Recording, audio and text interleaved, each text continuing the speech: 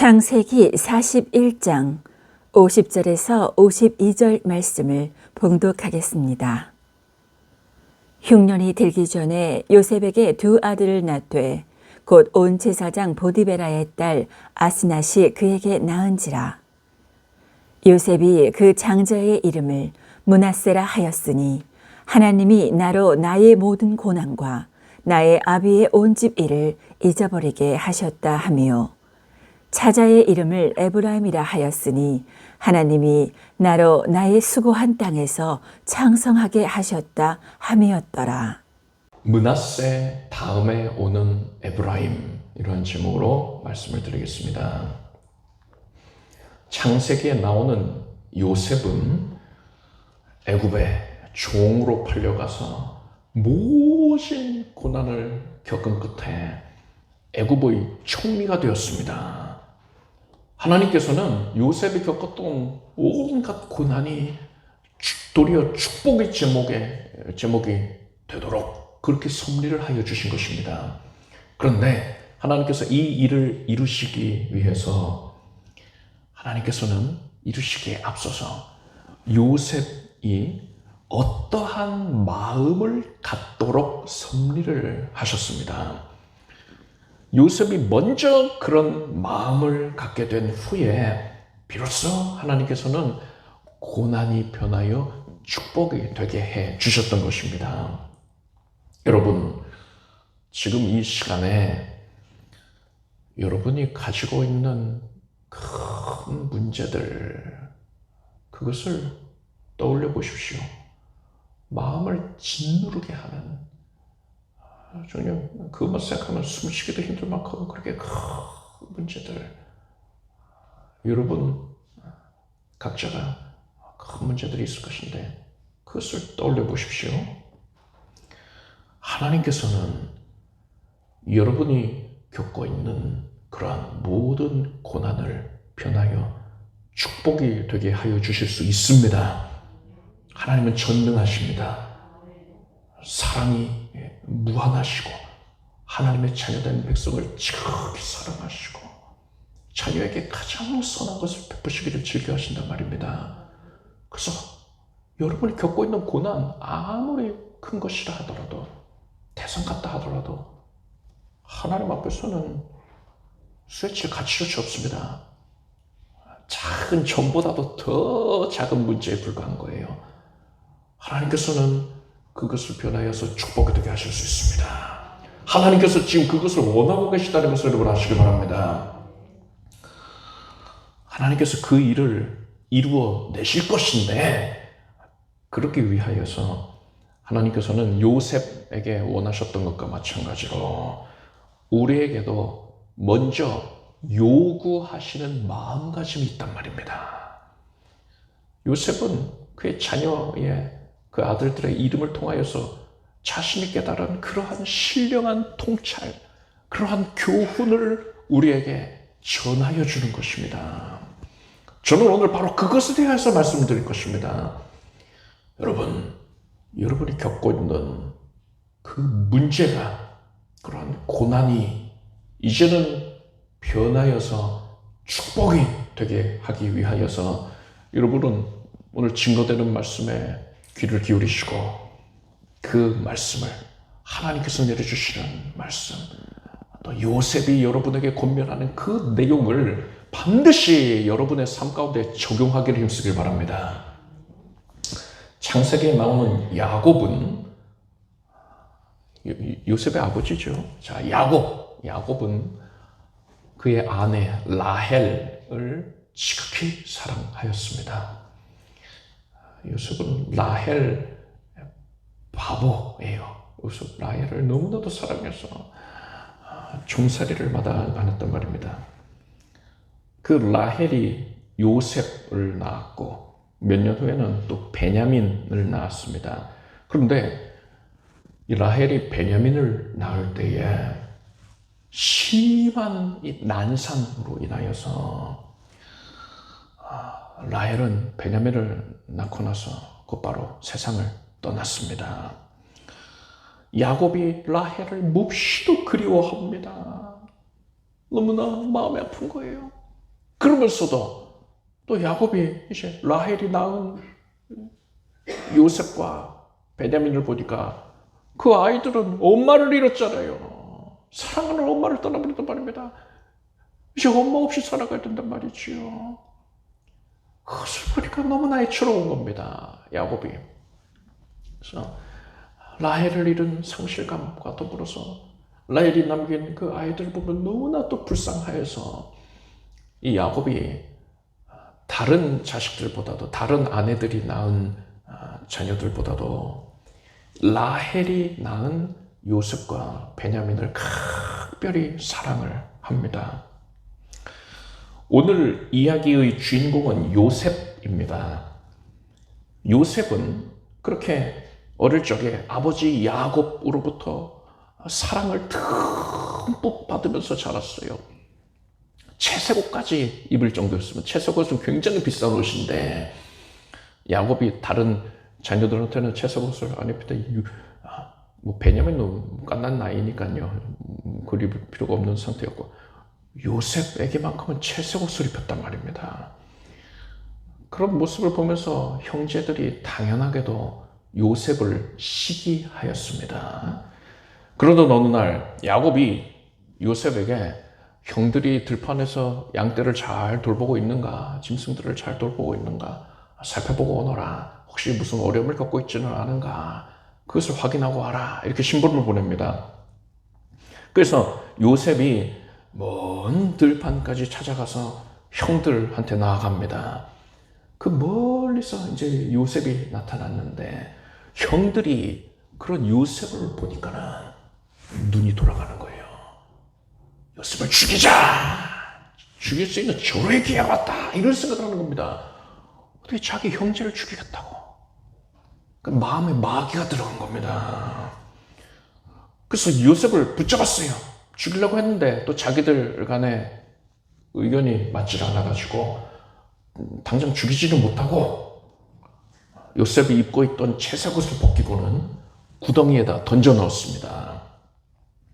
그리고 마침 상인들이 애굽으로, 그러니까 이집트로 내려가고 있는 그 모습을 발견하고는 요셉을 그 상인들한테 헐값에 팔아버렸습니다. 은 20냥에 팔아버렸어요.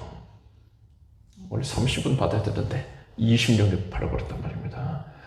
그렇게 요셉이 노예가 되어서 애굽으로 끌려갑니다. 요셉은 애굽에 가서 애굽의 경호대장, 왕의 이 친위대를 이끌고 있던 경호대장이었던 보디발의 집으로 팔려가게 되었습니다.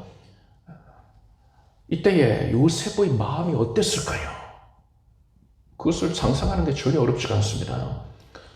요셉은 자신이 믿었던 형들이 자신을 죽이려고 했다는 사실에 큰 충격을 받은 겁니다. 항상 얼굴을 맞대고 지냈던 형들인데, 같은 아버지의 아들들인데, 생각을 해보세요. 그 형들이 눈이 뒤집혀가고 요셉을 죽이겠다고 달려든 그 모습을 이 어린 아이가 감당할 수가 있겠습니까? 형들이 종으로 요셉을 팔아버렸는데 상인에게 은 20을 받고서는 히히덕거렸을 것입니다. 공돈 생겼다 하면서 좋아하는 그 모습을 보면서 요셉이 얼마나 큰 배신감을 느꼈겠습니까? 형님들, 제발 날 살려주세요. 내가 다시는 형님들 마음 불편하게 안 할게요. 쥐죽은 듯이 조용히 살게요. 외쳤을 것인데 형들이 들은 척도 하지 않습니다. 아예 외면을 해버리는 거예요. 그 모습에 요셉이 얼마나 상처를 받았겠어요. 게다가 사랑하는 아버지를 이제는 볼 수 없게 됐습니다. 아버지에 대한 그리움이 더 사무치게 되는 거예요. 그리고 동생 베냐민, 그 갓난아이 그 베냐민의 형들이 해코지를 하진 아니할지 너무나 걱정이 되는 겁니다. 그리고 자기 처지를 또 이제 걱정해야지요. 앞으로 있을 일들에 대한 두려움으로 인하여서 요셉은 마음이 몹시 불안했을 것입니다. 그렇지만 요셉이 그러한 분노와 슬픔의 감정을 벗어나는 데에는 그리 오랜 시간이 걸리지 않았습니다. 얼마 지나지 않아서 요셉은 그 주인 보디발의 눈에 띄어서 인정을 받게 돼서 집안의 모든 일을 총괄하는 가정 총무가 되었습니다. 보디발이 어떤 사람을 이 총무로 세웠겠습니까? 만약에 밤마다 울부짖으면서 주먹으로 바닥을 내리치고 벽에 머리를 들이박으며 콩콩 찌우면서 분노와 슬픔과 복수심이 가득한 사람을 보디발이 가정총무로 세웠을까요? 그럴 리가 없지요. 보디발은 요셉이 아무리 일을 잘한다 하더라도, 똑똑하다 하더라도 요셉이 만약에 그러한 부정적인 감정에 잔뜩 사로잡혀 있었다면 그를 중히 사용하는 것을 꺼려했을 겁니다. 요셉이 일은 잘하는데 좀 이상해 하고서는 멀리하게 되는 것이지요. 보디발은 요셉에게서는 그러한 부정적인 감정을 전혀 찾아볼 수가 없었던 것이에요. 요셉은 부정적인 감정이 자신에게 해롭다는 것을 깨닫고 그것을 깨끗하게 털어버렸던 겁니다. 요셉이 이 보디발의 가정 총무가 되어서 지내던 어느 날에 보디발의 아내가 요셉에게 동침할 것을 요구하면서 유혹했습니다. 그렇지만 이 요셉은 그것을 매몰차게 거절을 했어요. 그러자 이 보디발의 아내가 분노해서 남편 보디발에게 요셉이 나를 겁탈하려고 했어요 하면서 거짓으로 모함을 했습니다. 이 말을 들은 보디발은 크게 분노해서 요셉의 말은 들으려 하지도 아니하고 요셉을 지하 감옥에 가둬버렸습니다. 이 사람이 경호대장이라고 하지 않았습니까? 그래서 그의 집 아래 지하에 감옥이 있었어요. 왕을 시해하려고 하는 자들, 역모를 꾸민 자들, 그러한 자들을 잡아다가 그 지하 감옥에 가두는 그런 총책임자였습니다. 이 보디발이. 보디발은 재판도 하지 아니하고 요셉을 지하 감옥에 가둔 것이에요. 언제 석방될지 기약조차 할 수 없는 곳에 갇히게 됐습니다. 지하 감옥이 말 그대로 지하에 있어서 빛이 들어오질 않습니다. 참으로 습해요. 사람이 거기에 며칠만 살면은 돌아버릴 것만 같은 그런 장소인 것이죠. 이곳에 갇히게 된 요셉의 마음이 어땠겠습니까? 하나님 앞에 정직하게 행한 자신을 모함을 한 보디발의 아내. 보디발의 아내에게 우선 분노하지 않았겠습니까? 보디발의 아내는 워낙 악한 자니까, 또 거짓말을 일삼는 자니까 그렇다 치더라도 자신이 그토록 충성을 바쳤던 주인 보디발까지도 자신을 믿어주질 않았단 말이지요. 그의 아내의 거짓말만 듣고서 그토록 쉽게 자신을 내쳐버렸단 말입니다. 그러니 요셉은 보디발에 대한 배신감도 상당했을 것입니다. 그렇지만 요셉은 이곳 지하 감옥에서도 이러한 분노와 배신감에만 빠져있지 않았습니다. 요셉이 감옥에 갇힌 지 얼마 지나지 않아서 그곳의 간수장이 요셉에게 감옥의 재반 사무를 담당하게 한 겁니다. 그러니까 요셉에게 그런 사무들을 담당케 하면서 요셉을 각별히 잘 챙겨줬겠지요. 그런데 여러분, 간수장이 아무에게나 이런 감옥의 재반 사무를 맡는 역할을 맡겼겠습니까? 일반적인 죄수들은 분노와 좌절감에 몸부림치고 있었단 말이에요. 그곳 지하 감옥에서. 그런데 요셉은 이 사람들과는 달랐던 거예요. 요셉은 신앙 안에서 밝고 긍정적인 모습을 항상 보이고 있는 겁니다. 그래서 사람을 보면 빛이 나요. 그렇기 때문에 간수장이 요셉을 눈여겨보게 되었던 것이고, 이 요셉은 다르다. 다른 자들과 달리 그렇게 잘못을 범하고 들어온 자가 아니구나. 이것을 알게 된 겁니다.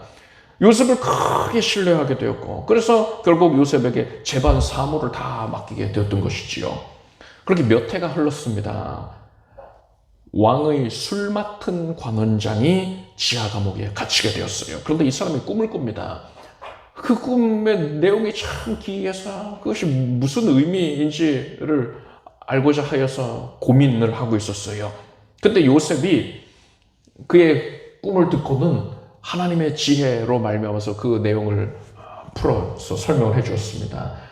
요셉은 그 술 맡은 관원장에게 그가 사흘 안에 복직이 될 것이다. 그러니까 감옥에서 석방되는 것에 그치는 게 아니라 다시 예전처럼 술 맡은 관원장을 하게 된다는 것이지요. 요셉은 그에게 당신이 복직이 되면 왕께, 그러니까 파라오, 성경에서는 바로라고 그러죠. 왕께 나의 억울함을 호소해 주십시오. 그래서 나도 감옥에서 나갈 수 있게 그렇게 조치해 주십시오. 이렇게 부탁을 했어요.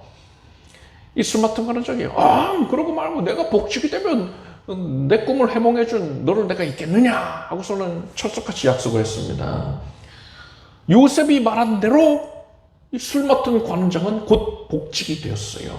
술 맡은 관원장이 복직이 되고 나서 요셉은 이제 나도 곧 석방이 되겠구나 이런 생각을 했을 겁니다. 기대감에 잔뜩 부풀었을 거예요.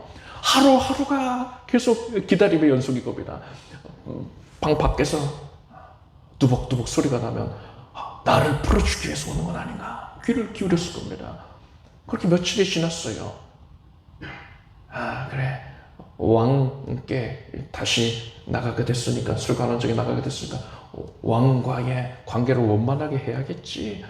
분위기를 보아서 기회를 보아서 얘기를 하겠지. 그래 몇 주는 걸릴 수 있어. 참았을 거예요. 그렇게 몇 주가 지났습니다. 아무 소식도 없어요. 몇 달이 지납니다. 달라지는 건 없어요. 이 술 맡은 관원장이 요셉을 까맣게 잊어버린 게 분명했습니다. 이때 요셉이 어땠겠어요? 실망감과 배신감, 좌절감에 휩싸였을 수 있습니다.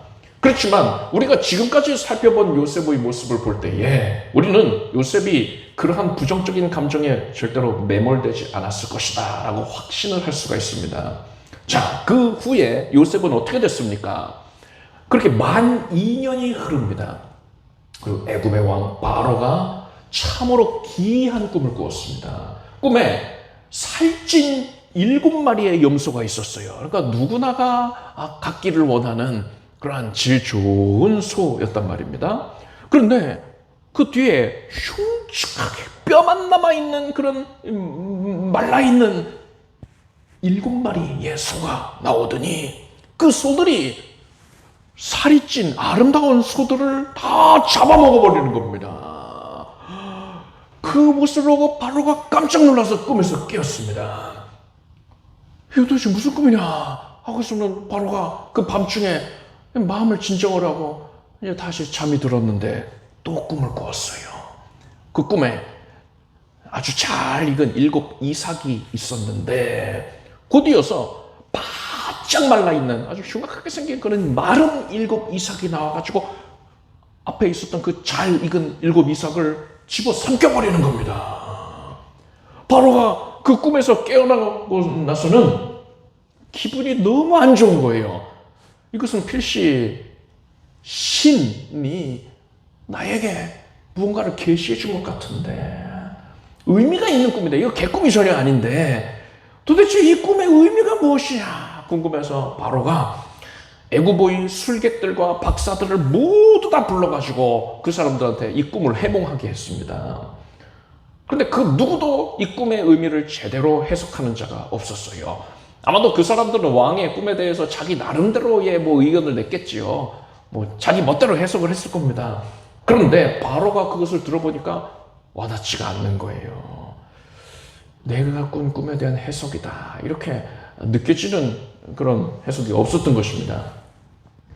그렇게 바로는 자신의 그 꿈의 의미를 알지 못해서 몹시 답답해하고 있었습니다. 그런 바로의 모습을 술 맡은 관원장이 보고는 그때 비로소 요셉을 생각해냅니다. 지하 감옥에서 만났던 그 청년이 내 꿈을 기가 막히게 해몽을 해줬지. 그것을 생각을 하고서는 바로에게 요셉을 추천을 합니다. 그래서 요셉이 왕에게 불려나가게 되는 거예요. 지하 감옥에서 나와가지고서는 이제 왕 앞에 나아가서 왕의 꿈을 해몽을 하는데 이때 하나님께서 크게 감동해 주셔서 그 내용을 말하게 합니다. 그 꿈의 의미가 무엇이냐? 애굽에 7년 동안의 대풍년이 있을 거라는 말입니다. 그런데 그 직후에 7년간의 대기근이 찾아온다는 거예요. 그래서 이전의 풍년을 기억조차 할 수 없을 만큼 나라를 완전히 망하게 한다는 겁니다. 요셉은 이때에 이 해몽을 하면서 하나님께로부터 각별한 지혜를 받아서 왕에게 이 7년간의 대풍년의 기간 동안에 왕은 곡식 창고를 크게 지어서 여러 군데에 곳곳에 지어서 곡식을 비축해 두십시오. 그래서 곧이어 있을 7년 대기근을 대비해야만 합니다. 라고 말했어요.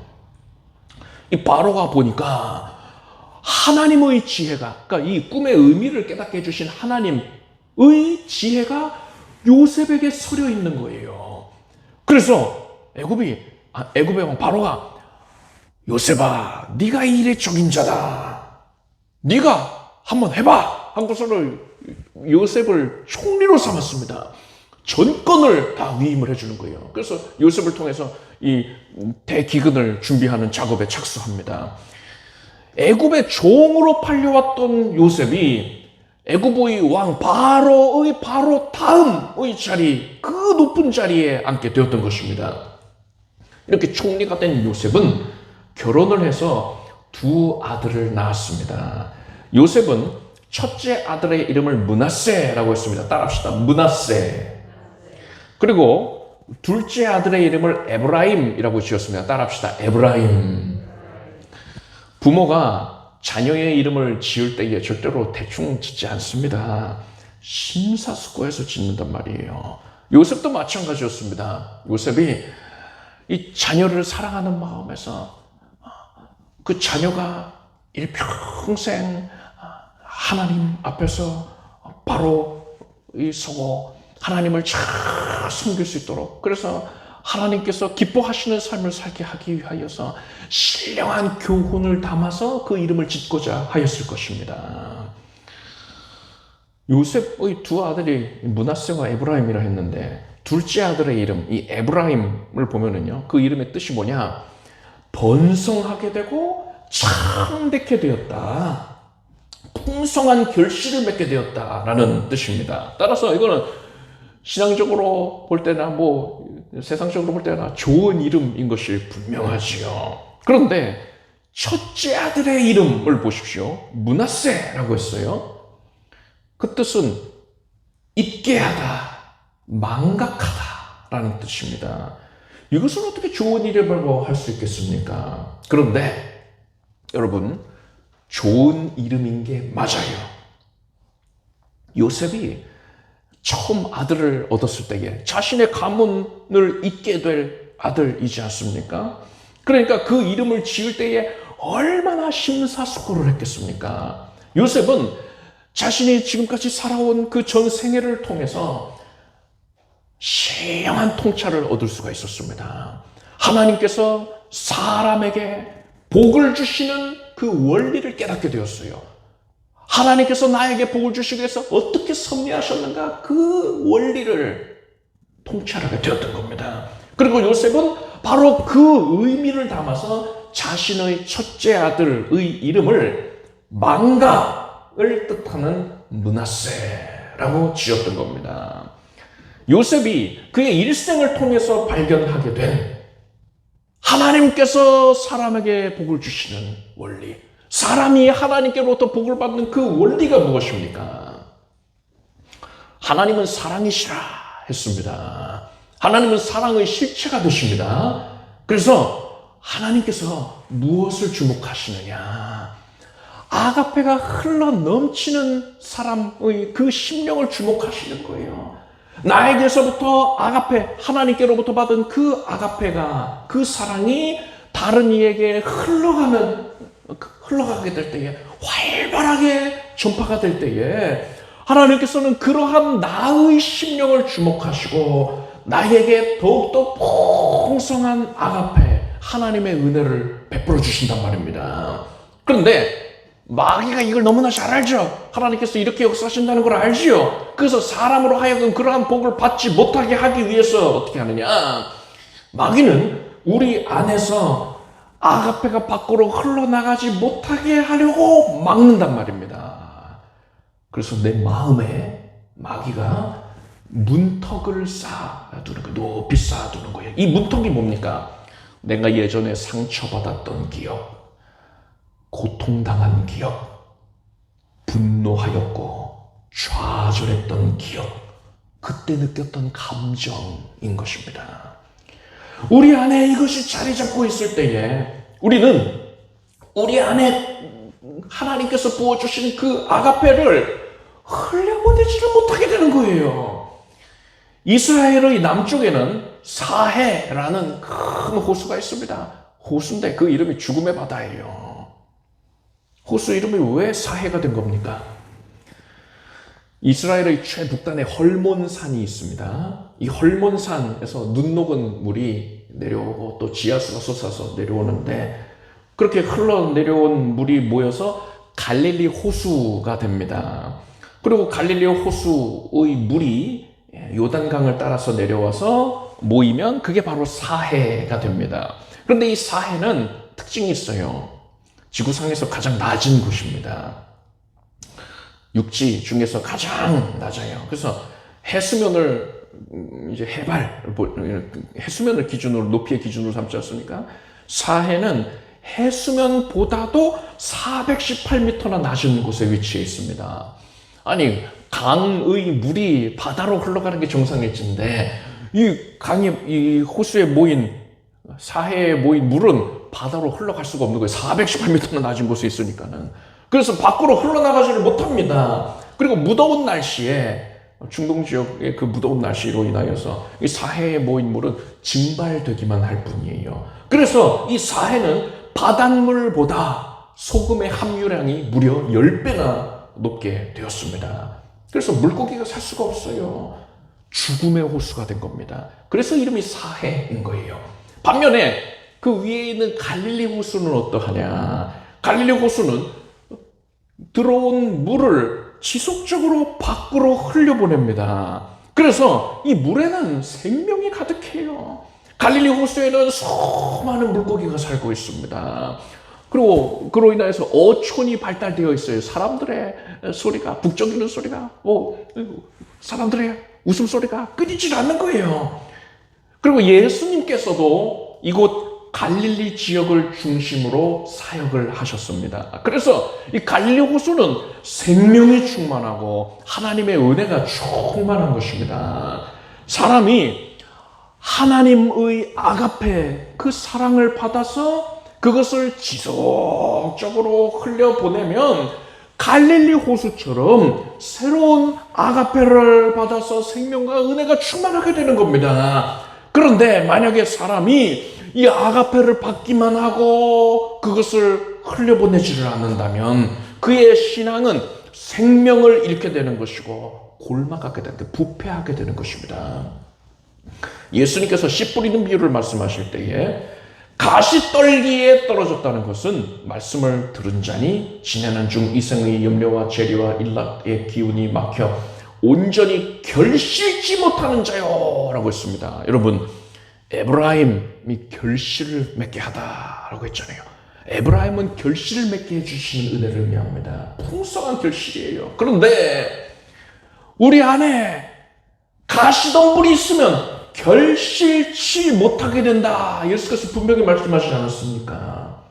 이 가시덤불이 바로 내 마음속에서 아가페가 흘러나가지 못하게 막고 있는 문턱이었던 거예요. 따라서 우리는 이 에브라임의 복을 누리기 위하여서 이러한 문턱과 가시덤불이 되는 상처받았던 기억, 고통당했던 기억, 분노하고 좌절했던 기억을 이제는 청산해야 되는 겁니다.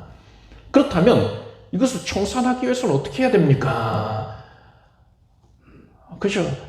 이제 내 마음속에서는 그게 다 없어졌어! 이렇게 소리치고 믿습니다! 믿습니다! 하면 없어집니까? 예수께서는요, 나는 너희에게 이르노니 너희 원수를 사랑하며 너희를 핍박하는 자를 위해 기도하라. 이렇게 말씀하셨거든요. 예수께서는 십자가에 못 박히시면서 못 박은 자들을 용서하시고 그들을 축복하는 본을 보여주셨단 말입니다. 우리가 좋지 않은 기억과 감정을 청산한다는 것은 궁극적으로 어떤 모습을 보여야 되느냐? 나에게 상처 준 자를 용서하고 그를 사랑하고 축복하는 단계까지 나아가야 되는 거예요. 예수께서 나를 용서하시지 않았습니까? 내가 그러한 죄사함의 은혜를 받은 자가 맞다면 나 역시 나에게 큰 해를 끼친 상처를 준 그 사람을 용서하고 축복해 줄 수 있어야 된다는 거지요. 그런데 이 말씀을 듣는 분들 중에 목사님은 내가 겪었던 그런 일은 당해보지 않아서 그런 편한 소리 하는 거예요. 나의 그러한 상처, 큰 상처를 안겨준 그 악한 자들을 내가 어떻게 용서할 수 있겠습니까? 어떻게 그들을 축복할 수 있겠어요? 이렇게 생각하시는 분들도 계실 겁니다. 여러분, 그런데 이런 생각을 하시는 것은 제가 드린 말씀을 오해한 거예요. 저는 여러분에게 상처 준 그 사람을 위해서 그를 용서하라, 그를 축복하라 한 게 아닙니다.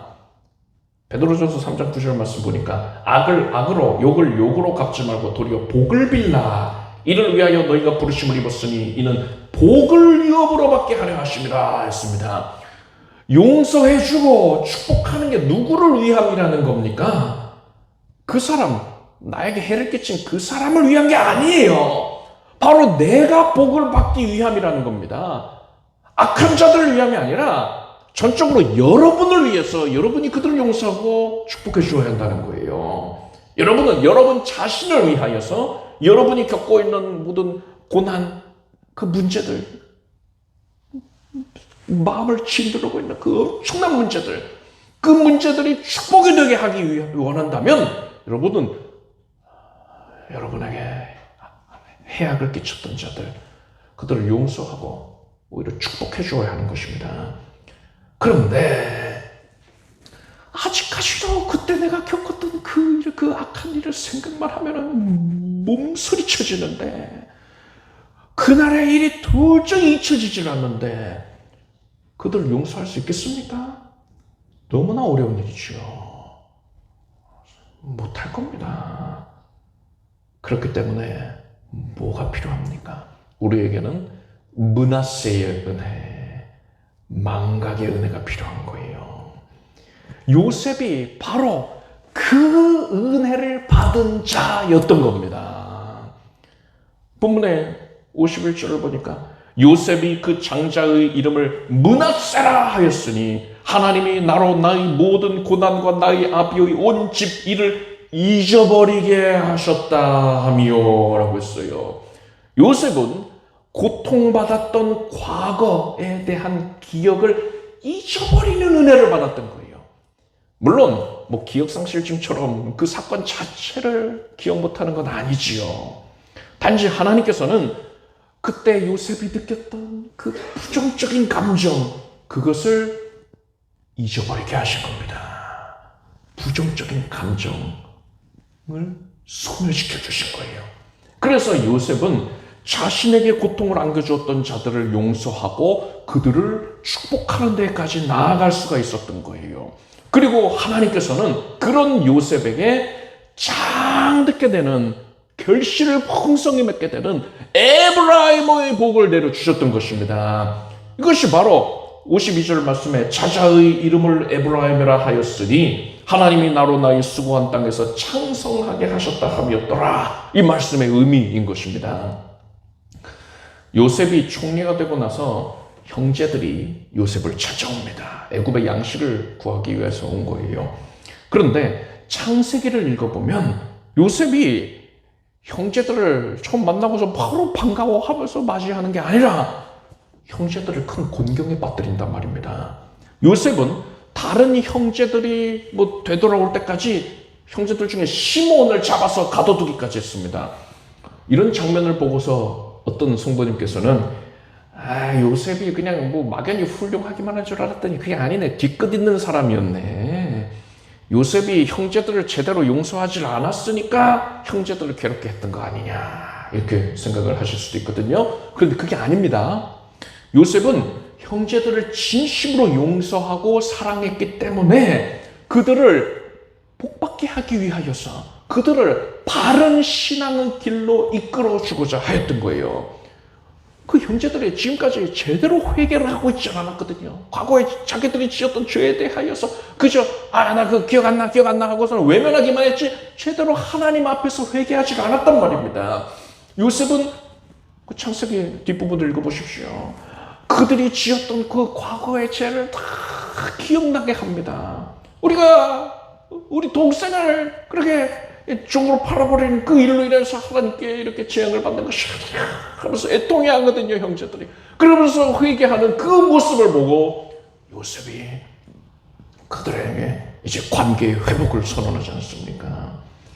그들이 진정으로 죄에 대해서 애통하고 하나님 앞에 회개할 때에 그들이 하나님과의 관계가 온전하여질 수 있기에 요셉은 그러한 기회를 그들에게 제공하여 준 것이다 할 수 있는 것입니다.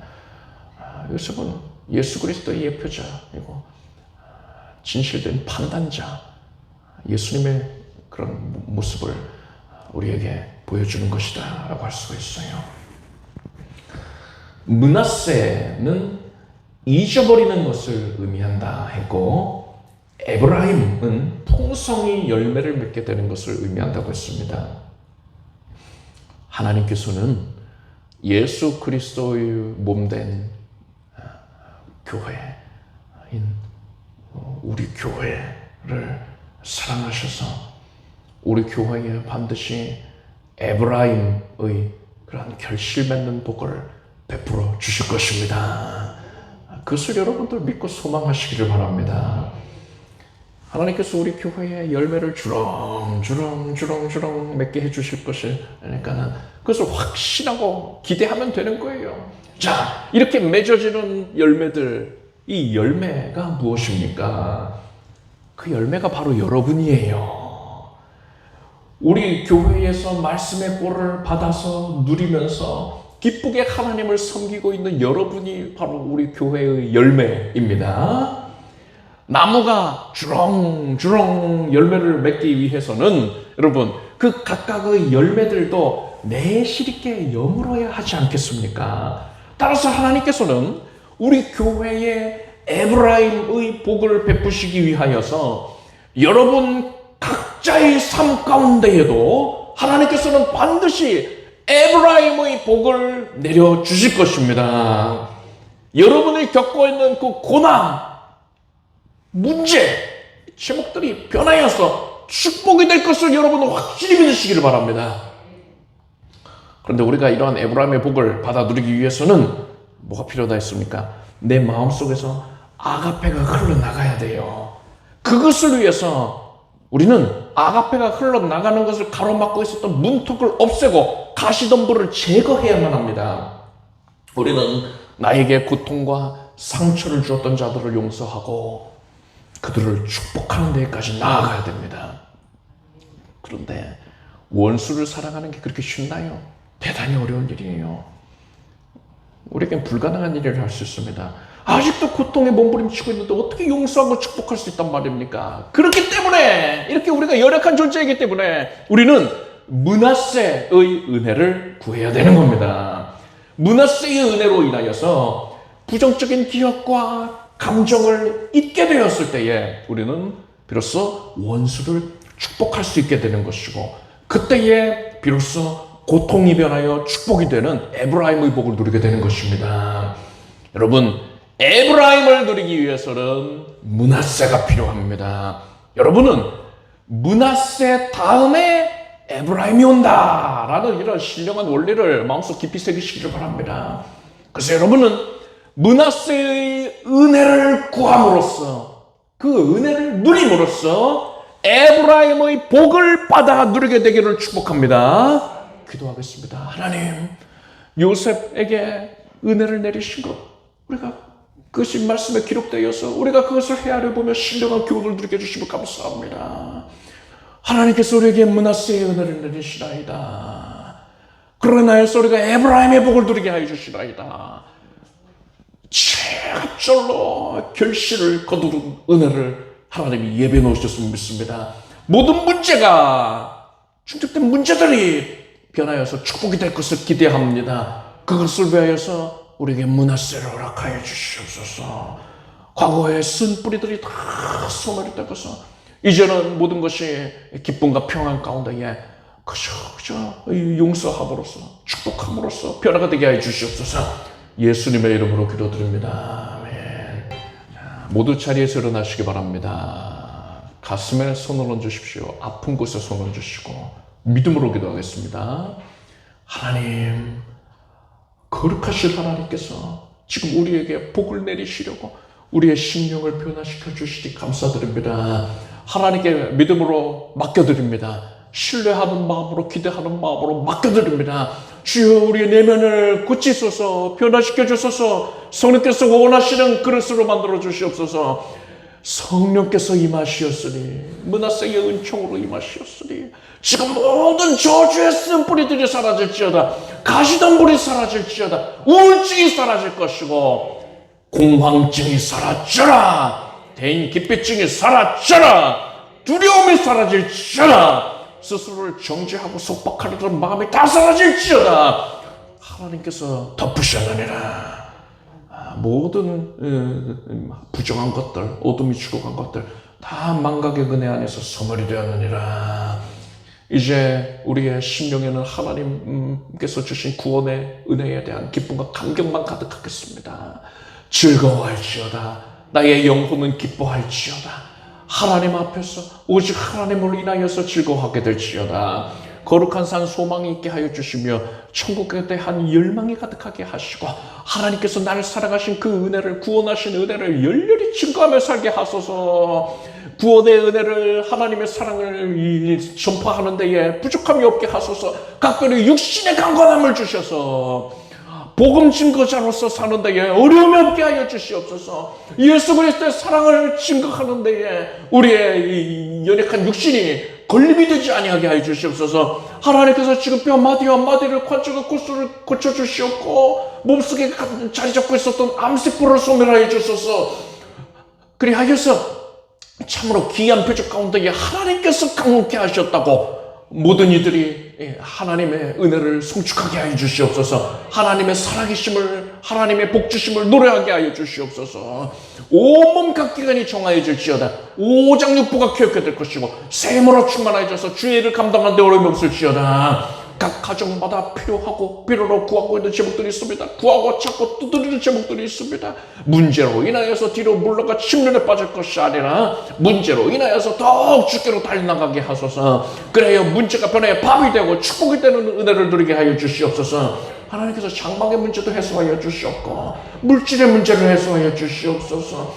취업의 문을 열어주시옵고 진학의 문을 활짝 열어주시옵소서. 믿음의 교제를 허락하시고 믿음의 배필을 만나고 믿음의 가정을 이룰 것이며 믿음의 자녀를 잉태하여 순산케 하여 주시옵소서.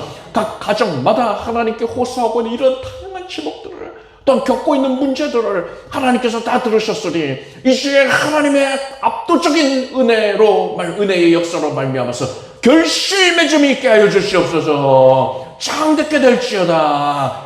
그래서 우리 교회에 풍성한 결실을 맺게 하여 주시옵소서. 예수님의 이름으로 기도드립니다. 믿는 대로 될지어다. 이렇게 박수를 올리겠습니다.